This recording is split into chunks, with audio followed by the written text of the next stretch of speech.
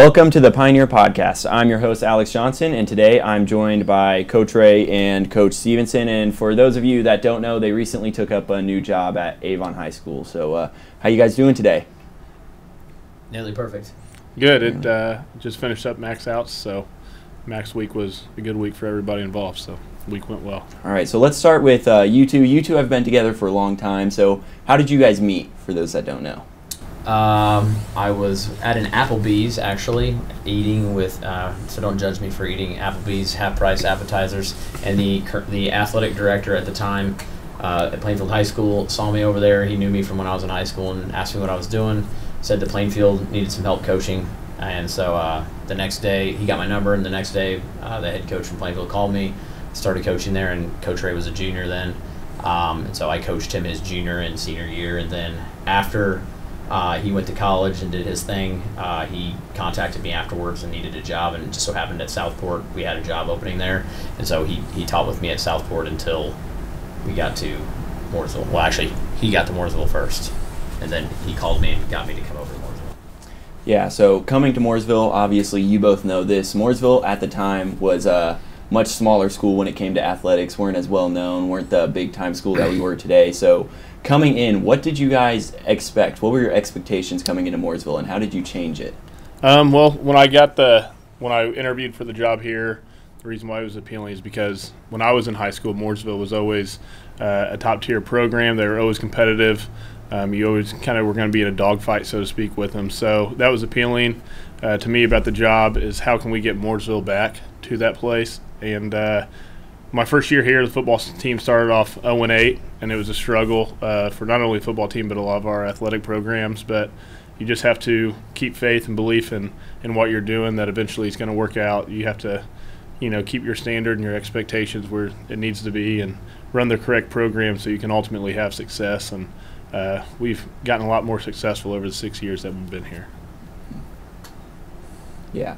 So the track program specifically improved a lot since then. What techniques did you use to improve the track program? Not only like the running, the speed part, but the culture as well, because when you first came in, it wasn't very successful. Well, kind of what he said. When we first got here, there were people who we only had like 50 kids total, boys and girls.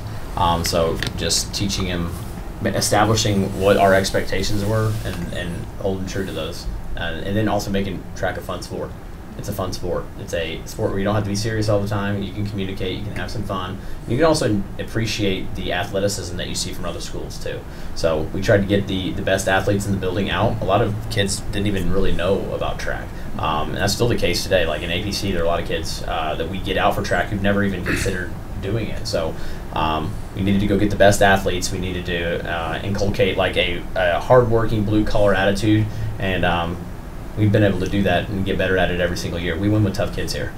Tough kids. We don't always have the fastest kids, but we have really tough kids, boys and girls. And I think that goes across the board of what we're trying to establish, not only in the track program, but in all of our athletic programs, through APC, through the weight room, getting kids out of their comfort zone, trying to find multi-sport athletes that, yeah, you can have a primary sport, but you can also help in other areas. That ultimately helps out Mooresville High School, which in return, the athletic program can help out the entire community as well. So where Mooresville's at right now, it's rolling. It looks a lot different than it did 6 years ago when we first got here. So for the next person to come in line and kind of take over the strength and conditioning program, they can put their own spin on it, but the foundation is there and it's set. Mm-hmm. And what process, do you guys know if you're going to have a process in hiring that role? Who's going to be our new coach? No, they've reached out to us and have talked to us about things that, that we see work with what we do. They have their ideas and we have our ideas of what we would like for the position to look like, but ultimately it's our administration team and the committee of everybody on the panel for the interview to ultimately make that decision. But we have complete faith and belief, and you guys should too, that they'll make the best decision for Mooresville High School. All right, going back, we want to go to culture. You both talk a lot about Mooresville's culture in the weight room and to other people. Stevenson, you say a lot, bring the hammer, and tough people win. What does that bring the hammer culture mean? Just a matter of every single day. I like the sledgehammer symbolism, just because even when if you've ever ever used a sledgehammer, even if you miss where you were aiming, you leave a mark. So every single day, it doesn't matter if you fail, as long as you make the attempt. So we want kids to bring a great effort every single day. Effort is a choice, it's not a skill. And so we have found that kids, and I think you're a good example, you're someone who, going back to his point, talking about multi-sport athletes, you were a soccer kid only. And who did track. You weren't a track guy, you were a soccer kid who did track. Casey Russman, same exact thing. Then you come out and you give it a shot and you have a little bit of success and you see you can do both. And you can't do both if you don't give great effort. Your first time doing it, you were kind of half in, right? But when you start to be like, hey, I'm going to do this, I'm going to do it well, you optimize your potential, and you still got one more year to do it. So it's kind of what Bring the Hammer is all about. Bring your best game. Bring what you have. All that you have is all that we want. So that's kind of for me. I've never been good enough at anything not to give great effort. And if you give great effort, typically things work out for you in the end. No.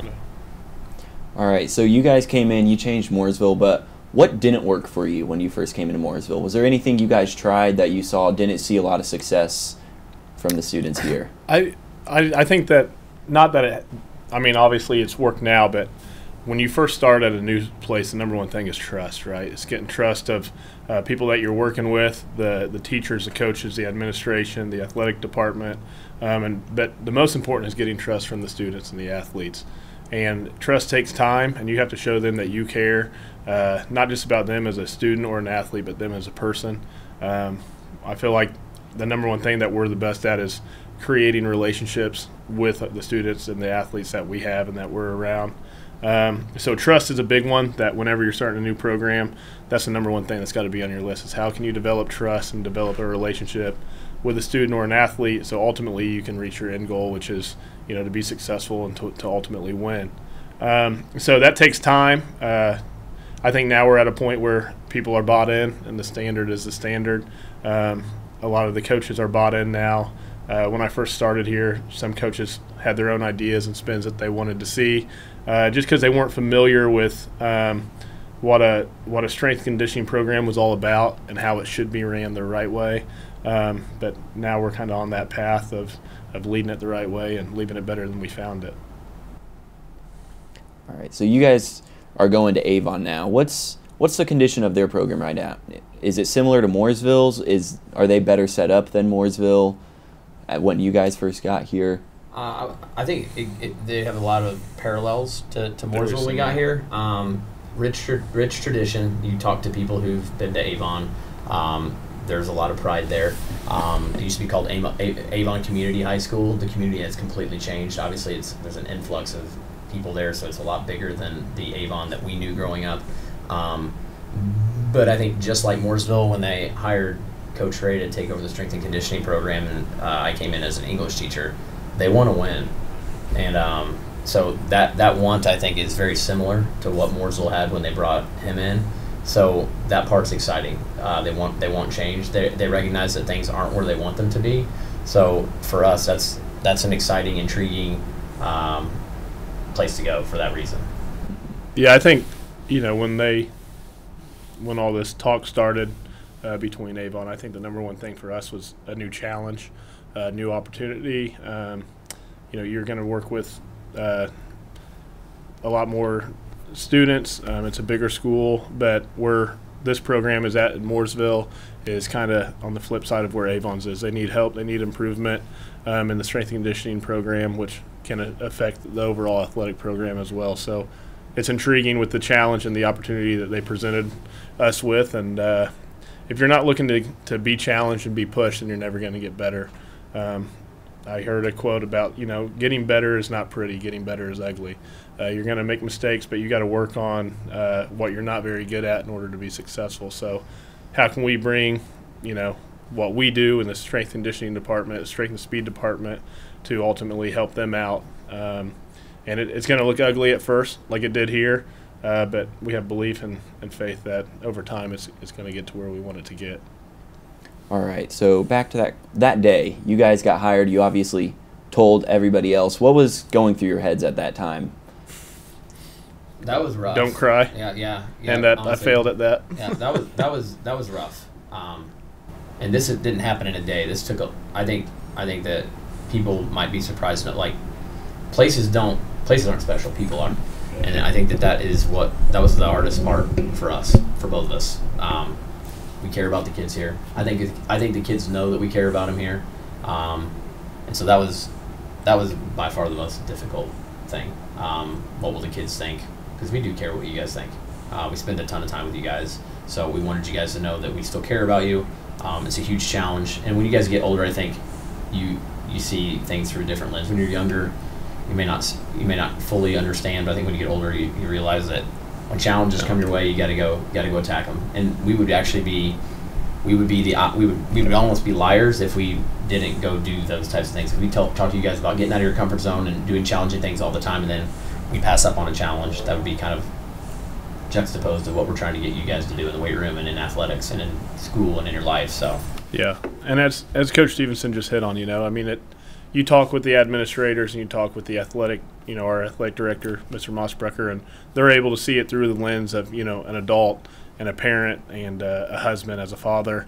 And that's what it ultimately comes down to is, what is best for you, what's best for your career, and ultimately what's best for your family. And, when the opportunity presented itself, it was a challenge. And as talks evolved, it was something that became more and more clear that this was something that we needed to do. But talking to you guys and bringing that out to you guys was by far the hardest thing, because we do care about you. We love it here. It's not like we were out looking for jobs. This job just kind of found us in a way. So leaving you guys, and it's definitely the hardest part about everything because of the relationships that we've built with the students and the athletes here. All right, I think with that, we're going to wrap it up. So make sure to watch our other podcasts on YouTube at Mooresville Pioneer TV, and thank you for tuning into this Pioneer TV podcast.